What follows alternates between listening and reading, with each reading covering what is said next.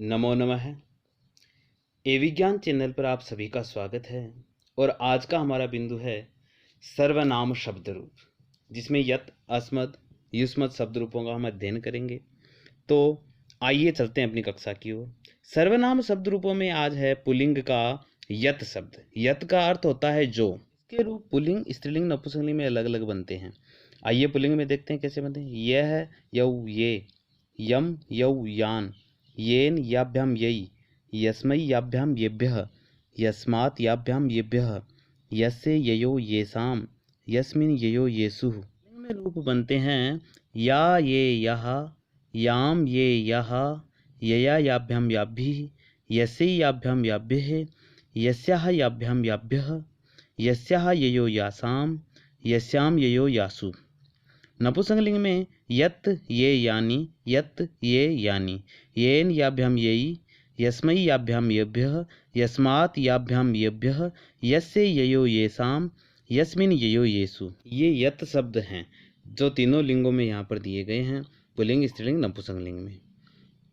अब हम आगे यत शब्दों के बाद में ही सर्वनाम शब्दों का अध्ययन करते हैं। और अगला जो सर्वनाम शब्द है वो है युष्मत्। युष्मत् शब्द के रूप तत् और यत की तरह नहीं चलेंगे। युष्मत् शब्द रूप, और यहाँ पर युष्मत् का अर्थ है तुम,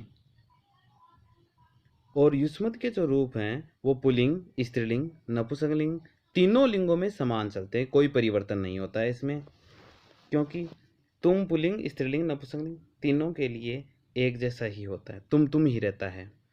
तो संस्कृत में यहाँ पर जो रूप बनेंगे वो कैसे बनते हैं, किस प्रकार बनते हैं। प्रथमा विभक्ति में त्वम,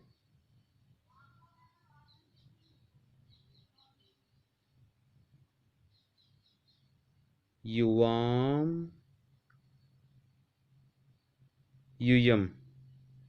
प्रथमा विभक्ति त्वम, युवाम, यूयम, ये बनी। द्वितीय विभक्ति क्या बनती है? त्वाम, युवाम, युष्मान। तृतीय विभक्ति त्वय्या, युवाभ्याम, युष्माभि। चतुर्थी विभक्ति बनेगी तुभ्यम, युवाभ्याम, युष्मभ्यम। पंचमी विभक्ति बनेगी त्वत्, युवाभ्याम, युष्मत्। षष्ठी विभक्ति तव, युवयोः,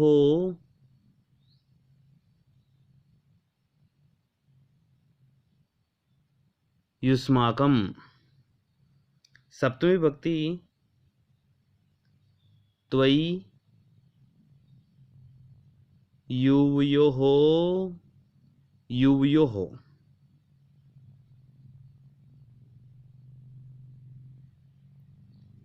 युष्मासुः। सर्वनाम कोई भी शब्द हो उसमें संबोधन नहीं होता है। तो हमने युष्मत् शब्द के रूप यहाँ पर देखे, जिसका अर्थ होता है तुम। युष्मत् शब्द के जो रूप हैं वो मध्यम पुरुष में चलते हैं, और मध्यम पुरुष में तुम के लिए यदि पुल्लिंग के लिए हो, स्त्रीलिंग के लिए हो या नपुंसकलिंग के लिए हो, तुम ही रहता है। अर्थात युष्मत् शब्द के जो रूप हैं उनका किसी भी लिंग में कोई रूप परिवर्तन नहीं होता है। कोई भी लिंग हो उनमें उसके रूप यही रहेंगे। अब हम यहाँ देखते हैं कि युष्मत् शब्द के जो रूप हैं उनमें कुछ रूप बदल जाते हैं। वो कौन कौन से हैं वो शब्द रूप हम यहाँ देखते हैं। द्वितीय विभक्ति में रूप बनता है त्वा, वाम, वह। तो ये त्वा, वाम, वह। चतुर्थी विभक्ति में रूप बनता है ते, वाम, वह। षष्ठी विभक्ति में रूप बनेगा ते, वाम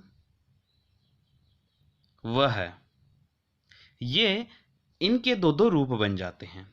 द्वितीया, चतुर्थी, षष्ठी में इनके दो दो रूप बन जाते हैं। द्वितीया में त्वा वाम वह, चतुर्थी में ते वाम वह, षष्ठी में ते वाम वह। ये युष्मद् के दो दो रूप बने। द्वितीया, चतुर्थी और षष्ठी के दो दो रूप यहाँ पर हो जाते हैं। अब हम आगे युष्मद् के बाद में अस्मद् शब्द रूप। अस्मद् शब्द रूप जो हैं वो किस प्रकार बनते हैं? तो अस्मद् का अर्थ होता है मैं। अस्मद् का अर्थ है मैं, और ये उत्तम पुरुष में प्रयुक्त किया जाता है। प्रथमा में रूप बनेगा अहम,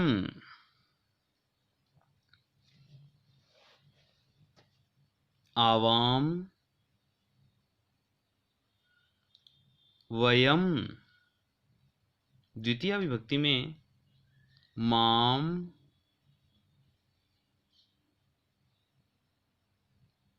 आवाम,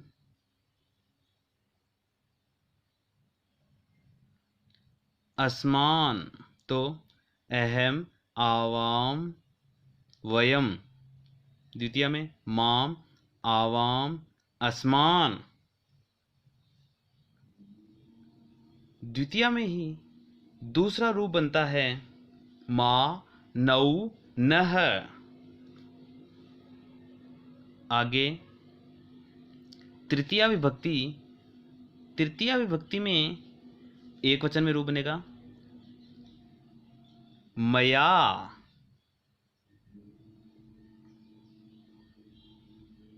आवाभ्याम,